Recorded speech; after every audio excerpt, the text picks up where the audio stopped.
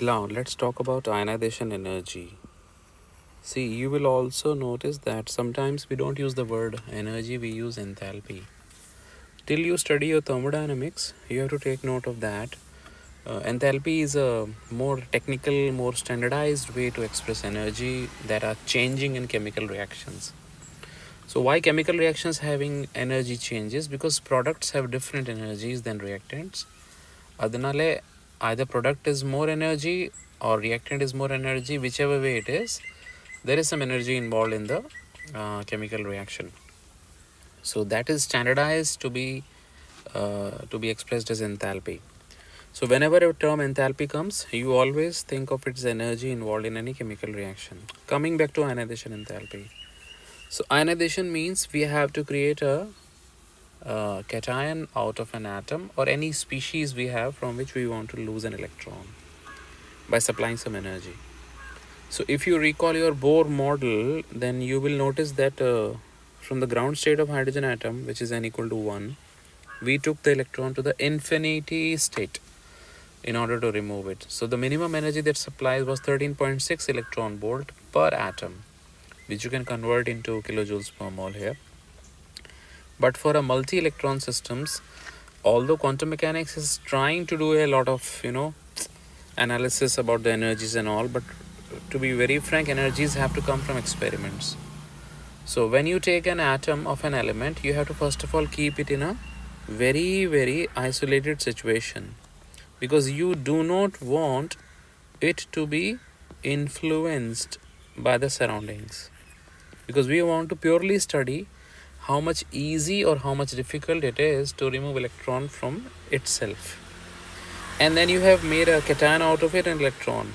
So on the product side, although you can see that electron is just sitting near to the cation, but it is not, because if you want to visualize it in a geographical sense, the spatial way, then you think of an atom here, and when you have done this job, that means remove the electron, so you have created a positively charged particle, and then you have taken its electron, the loosely bound electron, the valence electron, to the infinite distance. And you know that at infinite distance, their potential energy was 0. So definitely that would mean the potential energy before you remove must be negative. So the change in that potential energy is basically the ionization energy. So purely it is electrostatic. There is a Coulomb law of attraction happening. But no, I'm not going into much detail about that, physics behind, that free body diagrams and stuff like that. You just have to see this. Atom has its attraction for its electron, and you want to know what type of attraction, how much strong that attraction is. So you thought of a quantitative way to measure that, tendency, whether it can lose electron. Then that you define as an ionization enthalpy. It can be expressed in the units of electron volts per atom or per species. It can also be expressed in the units of kilojoules per mole. But the condition is atom has to be present in its ground state. That means there is no other disturbance, there is no other bias it has when we want to remove electron. Now notice interesting thing. There is an NCERT graph I have taken over here. So they have plotted the first 60 elements, and you will notice an interesting thing. All the noble gases, they are on the peaks. That means, and peaks are getting decreased, medwa. So helium is the most tough, like the toughest one to remove electron from. So noble gases must be at the peak because they don't want to lose electron. That's why they are noble gases, no? And you will notice this is hydrogen, this is lithium. So you will notice alkali metals, which are kind of good electron donors. I mean, sometimes they are called reducing agents. They are the ones that have the minimum ionization energy in this periodic trend. And in between you see some zigzag portions over here. So why this zigzag is coming? Let's now come to another graph of NCERT. Just see this thing. This is the second period element they have plotted. So they have plotted from lithium to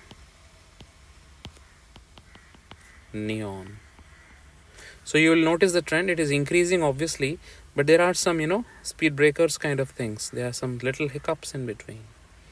So beryllium ionization energy is little higher than boron.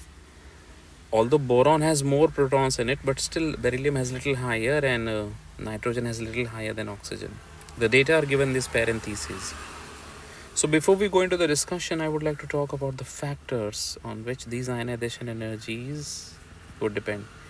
So I think the first factor would be how much nucleus is having the attraction for electrons. That is expressed as the effective, which which will include the protons as well as the electron-electron repulsion, that is a screening effect. Second thing, you will notice that the radius of the atom, how much small an atom, it is more difficult to remove electron because it is going by the argument of the potential energy again. And third is a electronic configuration thing. And that is the thing. Electronic configuration is the third factor that is playing the role of these exceptions, So if you write the lithium, then definitely you will have the next element beryllium, boron, carbon, nitrogen, oxygen, fluorine, and neon.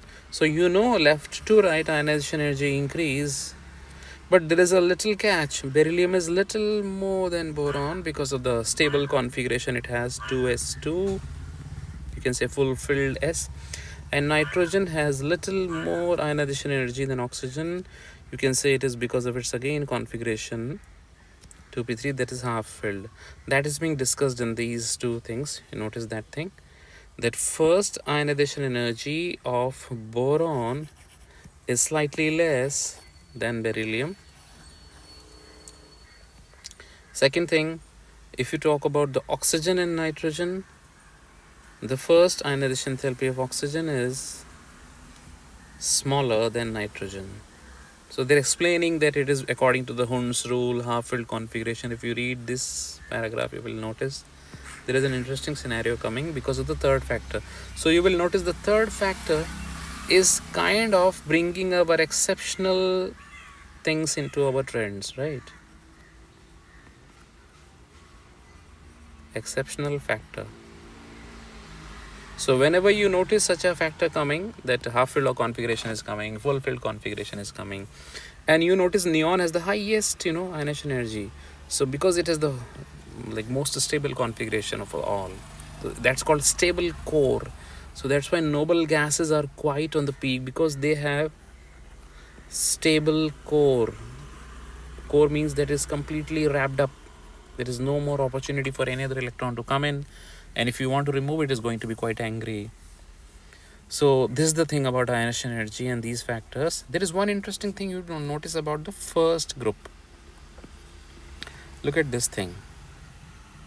From lithium to sodium, ionization energy is decreasing, and then upro the decrease is there, and after that they are not decreasing much.